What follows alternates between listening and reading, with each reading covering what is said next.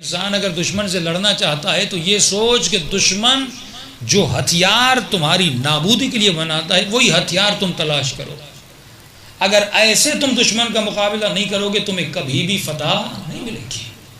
لیکن ہمارے جو ہتھیار ہیں وہی پرانے ہیں کہ میں نے کہا شریعت اور کلچر، کہ ہم نے کلچر یعنی عزاداری کو ہم نے شریعت بنا دیا کہ جب کوئی ممبر سے آ کے یہ کہے کہ یہ عزاداری منانے کا طریقہ پرانا ہے، تم نیا طریقہ اپناؤ، تو کہا جاتا ہے کہ تم مجھے دین سے خارج کر رہے ہو، تم میرے طریقوں کو بدل رہے ہو. ارے میں وہی عزاداری کروں گا جو 100 سال پہلے کرتا تھا. نہیں میرے عزیز، عزاداری کا مقصد یہ ہے کہ حسین کا پیغام پھیلے. اگر پہلے زمانے میں جیسے میں نے کہا آگ کا ماتم، زنجیر کا ماتم، زلجنا نکالنے، یہ سارے طریقے جو تھے وہ قدیمی طریقے تھے کہ جن کے ذریعے سے ہم لوگوں کو اٹریکٹ کرتے تھے. آگ کا ماتم ہوتا تھا، لاکھوں لوگ جمع ہوتے تھے. زنجیر زنی ہوتی تھی، لاکھوں لوگ جمع ہوتے تھے. ارے کوئی بندے ہیں جو خون نکال رہے ہیں. تو دنیا کو جمع کرتے تھے اور جمع کرنے کے بعد ہمیں پیغام دیتے تھے. لیکن جس طرح کلچر اپڈیٹ ہوتا ہے، جس طرح تمہارے موبائل کا سافٹ ویئر اپڈیٹ ہوتا ہے، جس طرح تمہارا ہیئر اسٹائل، تمہارے پہننے کا لباس، ہر شے تبدیل ہو رہی ہے. لیکن اے انسان، تم اپنی عزاداری کے طریقے کو کیوں نہیں بدل رہے؟ تم اس کو پبلسائز کرنے کے طریقے کو وہی پرانا طریقہ.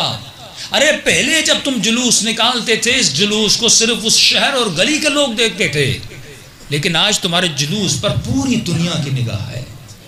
آج مجلس یہاں ہوتی ہے لیکن دیکھنے والے پوری دنیا سے دیکھ رہے ہیں. تو میری مجلس کا اسٹائل بھی ہونا چاہیے، وہ منفرد صرف اس مجمع کے لیے نہیں ہونا چاہیے، وہ پوری دنیا کے لیے ہونا چاہیے. اسی طرح تمہارے ماتم کرنے کا طریقہ، تمہارے غم کا طریقہ، تمہارے پیغام کا طریقہ وہ پورے عالم کے لیے ہونا چاہیے. کیونکہ اب وسائل بدل گئے، اب سوچیں بدل گئیں. میں آپ کو چھوٹی سی بات بتاتا ہوں کہ جب یہاں سے آسٹریلیا جانے کا سفر ہوا ایام اربعین میں، تو مومن آیا کہنے لگا مولانا ہمارے بچے جو ہیں وہ آپ کی مجلس میں بہت آتے ہیں. تو میں نے کہا پہلے بھی مولانا آتے تھے، اس کی مجلس میں کیوں نہیں جاتے؟ تو وہ نہیں کہا مولانا ہمارے بچے کہتے ہیں یہ مولانا بہت آہستہ بولتا ہے. تو میں نے کہا وہ کیا کرتے تھے؟ کہ مولانا اسپیشلی مصاحب میں وہ چیختے تھے. اب انگلینڈ کے، امریکہ کے بچے جس پر کبھی باپ بھی نہ چیخا ہو، اور مولانا یہاں دھاڑے مارنا شروع کر دیں، کہ بچے اتنے ڈر جاتے تھے کہ مجلس کو چھوڑ کے بھاگ جاتے تھے. اب یہ تو وہاں سنا، ہم مشہد میں تھے، انگلینڈ کے 2 بچے آئے، یا آج سے کوئی، ہم بھی چھوٹے تھے تب 15-16 سال ہماری ایج تھی. تو ہم ان کو مولا علی کی شبہ شہادت تھی، ہم ان کو لے گئے مشہد میں. ایک مکتب تھا، وہاں پہ عزاداری ہوتی تھی، اس کے بعد ذاکرین پڑھتے تھے.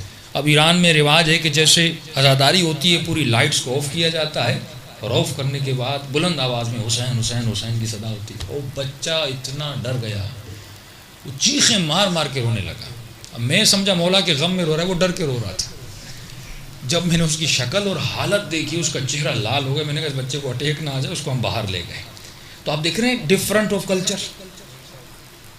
کا ڈفرنس دیکھ رہے ہیں کہ وہاں کا بچہ اس اسٹائل کو پسند نہیں کر رہا اور یہاں کا بچہ اس اسٹائل کو پسند نہیں کر رہا.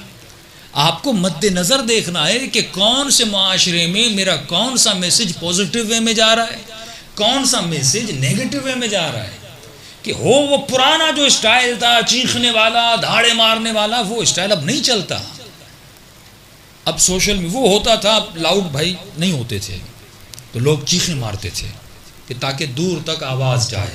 ایک اسٹائل تھا. اب پھر لاؤڈ بھی آ گئے لیکن چیخیں ختم نہیں ہوئی. کہیں پر چیخا جاتا ہے، کہیں پہ دھیما رکھا جاتا ہے.